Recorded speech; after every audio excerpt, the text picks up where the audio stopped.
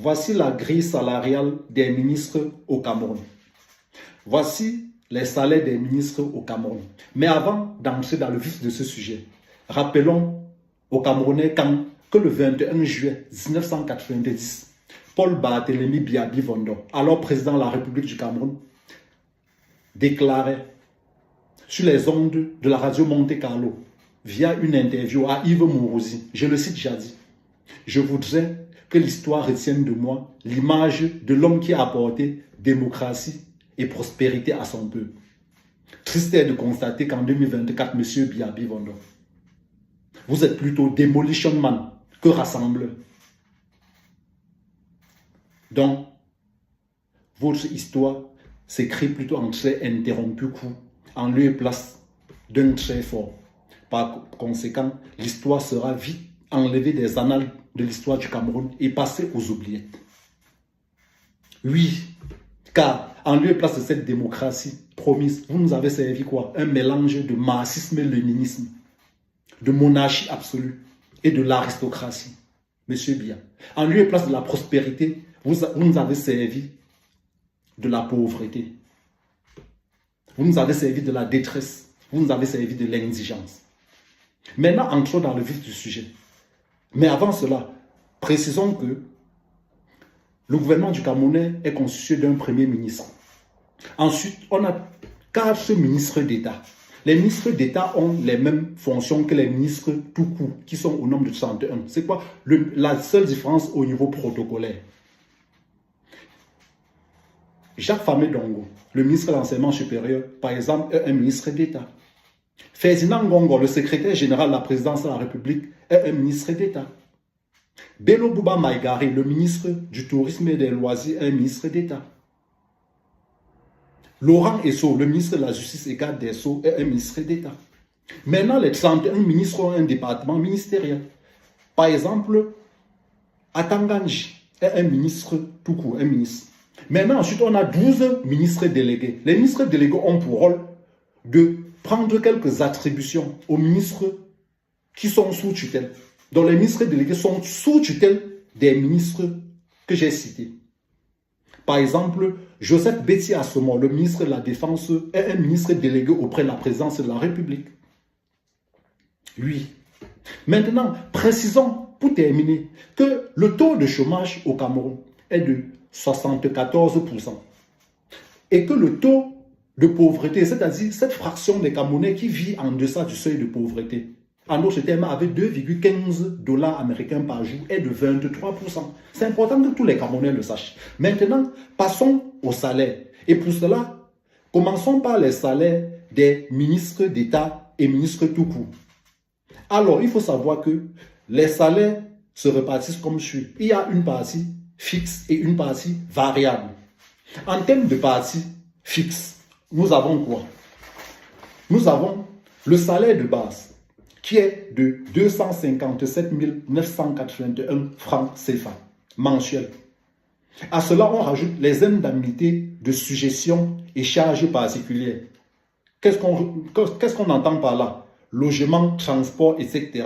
Les indemnités de sujétion, c'est quoi par exemple? Ce sont les indemnités liées au risque du métier, les contraintes subies. Je serais curieux de savoir si les professeurs et les enseignants ont ça. Enfin, ils ont dit les crachats amicaux, non? Je pense que c'est suffisant. Voilà. Donc, ces indemnités s'élèvent à quoi? À 790 000 francs CFA par mois.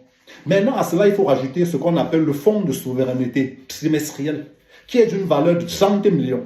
Si on ramène cela à un mois, c'est-à-dire 10 millions par mois, donc un calcul bien fait nous donne un salaire mensuel de 11 47 981 000 francs CFA de salaire fixe. Maintenant, parlons de la partie variable. Dans la partie variable, nous avons quoi? Il faut savoir que lors de l'exercice de leurs fonctions, les ministres au Cameroun ont droit à un véhicule de service qui peut avoir une valeur qui va jusqu'à 80 millions.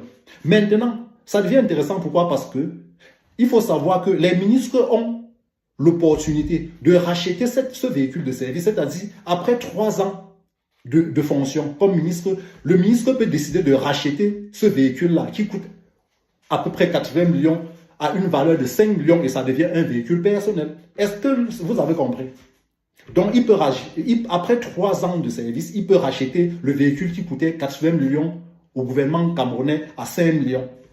Ça, c'est le premier composant, la partie variable. Ensuite, le deuxième composant, c'est quoi? Tous les ministres ont une commission de 10% sur tous les marchés publics de leur département, de leur ministère. Ensuite, la troisième composante, ce sont les indemnités pour des missions reparties comme suit.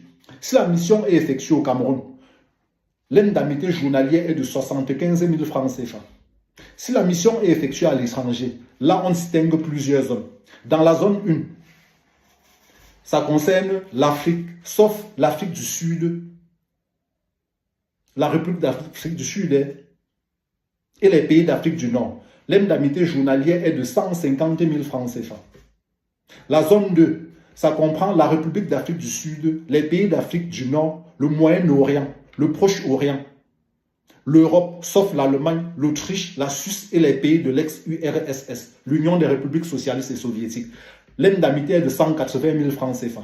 Enfin, la zone 3, qui comprend l'Amérique, l'Asie, l'Océanie, le Pacifique, l'Allemagne, l'Autriche, la Suisse et les pays de l'ex-URSS. L'indemnité journalière est de 230 000 francs CFA.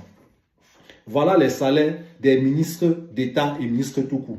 Passons au salaire des ministres délégués. Alors, le salaire de base d'un ministre délégué est de 253 876 000 francs CFA mensuels. À cela, il faut rajouter les indemnités de suggestion et charges particulières qui donnent une valeur de 680 000 francs CFA par mois. Maintenant, il y a le fonds de souveraineté trimestrielle qui est d'une valeur de 10 millions. Si on ramène cela, ça donne à peu près 933 870 000 francs mensuels. Donc un fonds de souveraineté mensuel de 3 333 333 francs par mois. Le total, tout calcul bien fait, s'élève à quoi? À 4 267 209 000 francs CFA par mois. Maintenant, comme pour les ministres d'État, il y a une partie variable. Premier composant, c'est la même chose, le rachat du véhicule de fonction. Deuxième composante, pareil, la commission de 10% sur tous les marchés publics passés dans leur ministère. Ensuite, les indemnités journalières. Il faut savoir que si la mission est effectuée au Cameroun, l'indemnité est de 75 000 francs CFA. La mission à l'étranger, dans la zone 1, l'indemnité journalière est de 150 000 francs CFA par jour. Dans la zone 2, l'indemnité est de 180 000 francs CFA par jour. Et dans la zone 3, l'indemnité est de 230 000 francs CFA par jour. Peuple camerounais, voilà là où part votre argent. C'est de l'aristocratie. Continuez à vous asseoir, on monte sur vos têtes.